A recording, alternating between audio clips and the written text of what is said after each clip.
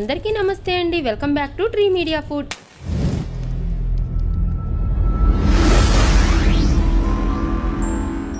ఎలా ఉన్నారు అందరూ?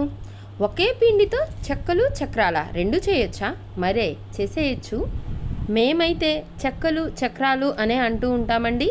మీరేమంటారో నాకు కింద కామెంట్ చేయండి. అప్పాలు అంటారు కొంతమంది, గారెలు అంటారు, అలాగే వీటినేమో మురుకులు, ఇంకా జంతికలు, ఇలా ఏవేవో పేర్లు పెట్టి పిలుస్తూ ఉంటారు. అయితే వీటిని నేను శనగపిండి వాడకుండా పెసరపప్పుతో ఎలా చేసుకోవాలో చూపిస్తున్నానమాట. అప్పటికప్పుడు ఏదైనా తినాలనిపిస్తే పిల్లలకి స్నాక్స్ లాగా ఇలా చేసుకోవచ్చు అనమాట. చాలా ఈజీ.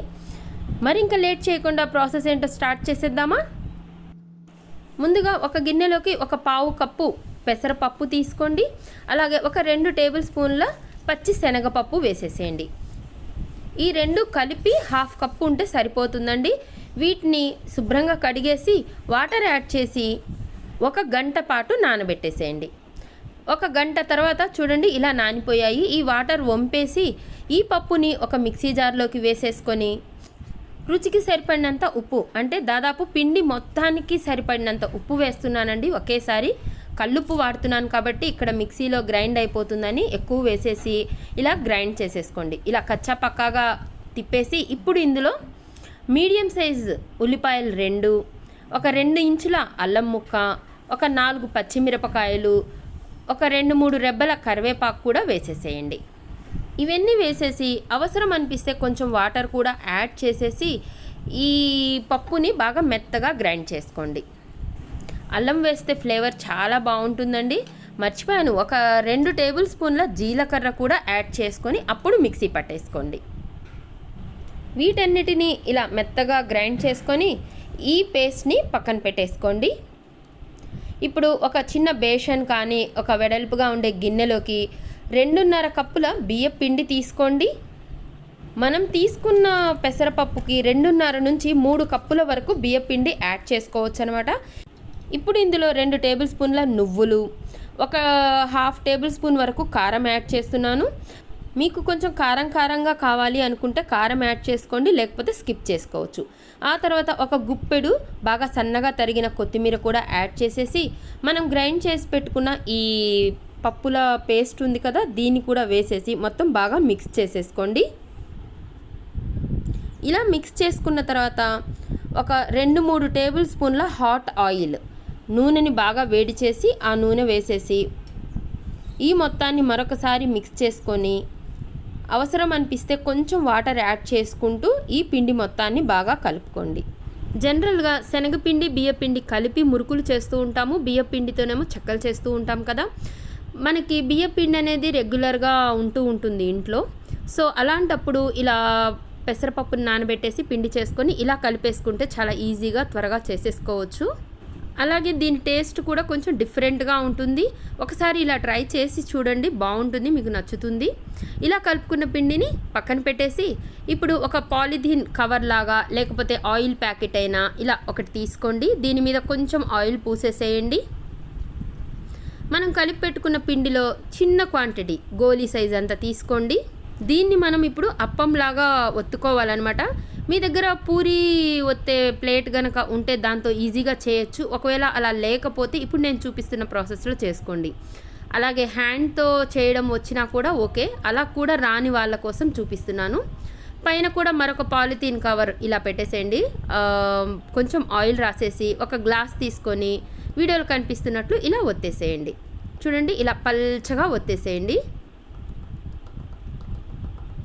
చాలా ఈజీగా ఇలా స్ప్రెడ్ అవుతుందన్నమాట రౌండ్గా. ఇలా ఒత్తేసుకున్న తర్వాత వీటిని తీసి ఒక ప్లేట్లోకి పెట్టేసుకోండి. మీకు ఎవరైనా కనుక హెల్ప్గా ఉంటే కనుక ఇలా పిల్లలకి ఇచ్చిన ఇలా ఒత్తేసి ఇస్తూ ఉంటారు, మీరు ఫ్రై చేసేసుకోవచ్చు అనమాట. ఒకవేళ సింగిల్గా ఒకళ్ళే చేసుకుంటున్నారు అంటే కొంత క్వాంటిటీ ఇలా చేసుకొని ప్లేట్లోకి పెట్టేసుకొని తర్వాత ఫ్రై చేసుకోవచ్చు అనమాట. ఇదిగోండి చేత్తో కూడా చూపిస్తున్నాను. చేత్తో కూడా చాలా ఈజీగా ఇలా చేసేసుకోవచ్చు అనమాట, పెద్ద కష్టమేం లేదు. చేతితో చేసుకోవటం రాకపోతే అలా గ్లాస్తో చేసేసుకోవచ్చు. ఇలా పల్చగా చేసి పక్కకు పెట్టేసుకోండి.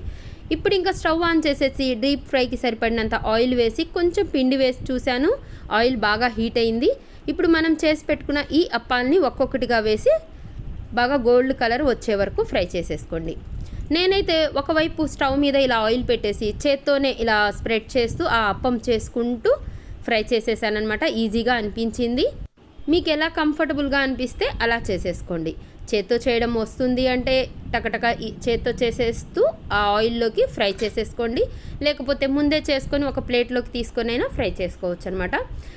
ఇవి బాగా ఫ్రై అయిన తర్వాత వాటిని తీసి ఒక గిన్నెలోకి వేసేసుకోండి. అలాగే మిగిలిన వాటిని కూడా 1 బై 1 ఫ్రై చేయండి.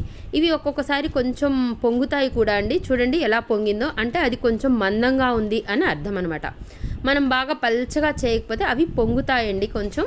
సో బాగా పల్చగా చేసుకోండి. ఇవి టేస్ట్ చాలా బాగుంటాయండి. కొంచెం మందంగా చేసుకుంటే కొంచెం సాఫ్ట్గా మెత్తగా ఉంటాయి. బాగా పల్చగా చేసుకుంటే కరకరలాడుతూ ఉంటాయి అన్నమాట. ఫ్లేమ్ని మీడియంకి హైకి అడ్జస్ట్ చేసుకుంటూ ఫ్రై చేసుకోండి. సగం పిండి అలా అప్పాలు చేశానండి, చెక్కలు చేశాను. మిగిలిన సగం పిండిని మురుకులు చేసుకునే గిద్దె ఉంటుంది కదా, దాంట్లో ఈ పిండి వేసేసి మనం వీడియోలో కనిపిస్తున్నట్లు ఆయిల్లో ఇలా మురుకులు కూడా వేసేసుకోవచ్చు అనమాట. మీకు ఎలా అనిపిస్తే అలా చేసుకోవచ్చు. అలా చెక్కలు చేయటం కష్టంగా ఉంది చేయటం అని అనిపిస్తే ఇదే పిండిని ఇలా మురుకుల్లాగా కూడా చేసుకోవచ్చు. వీటిని కూడా 2 వైపులా బాగా గోల్డ్ కలర్ వచ్చే వరకు ఫ్రై చేసి తీసి ప్లేట్లో పక్కన పెట్టేసుకోండి. అంతేనండి. ఒకే పిండితో ఇలా 2 టైప్స్లో చేసుకోవచ్చండి. మీకు ఎలా నచ్చితే అలా చేసుకోవచ్చు అనమాట. ఇవి కూడా బాగా కరకరలాడుతూ ఉంటాయండి. కావాలంటే చూడండి, ఇదిగోండి పల్చగా ఉంటే ఇలా కరకరలాడుతూ క్రిస్పీగా ఉంటాయి. కొంచెం మందంగా ఉంటే మాత్రం కొంచెం సాఫ్ట్గా ఉంటాయి. చాలా ఈజీగా చేసుకోవచ్చండి. ఎవరైనా చేయొచ్చు అనమాట. చాలా టేస్టీగా ఉంటాయి. చల్లారిన తర్వాత ఒక ఎయిర్ టైట్ డబ్బాలో పెట్టుకుంటే దాదాపు నెల వరకు పాడవకుండా నిల్వ కూడా ఉంటాయన్నమాట. మీరు కూడా ట్రై చేస్తారు కదా. ట్రై చేసి ఎలా వచ్చాయో నాకు కింద కామెంట్ బాక్స్లో చెప్పండి. ఇలాంటి మరిన్ని రెసిపీస్ కోసం మన ఛానల్ని సబ్స్క్రైబ్ చేయండి. నా వీడియో కనుక నచ్చినట్లయితే లైక్ చేయండి. మీ ఫ్రెండ్స్కి ఫ్యామిలీ మెంబర్స్ కూడా షేర్ చేయండి. థ్యాంక్ యూ అండి. Thank you so much.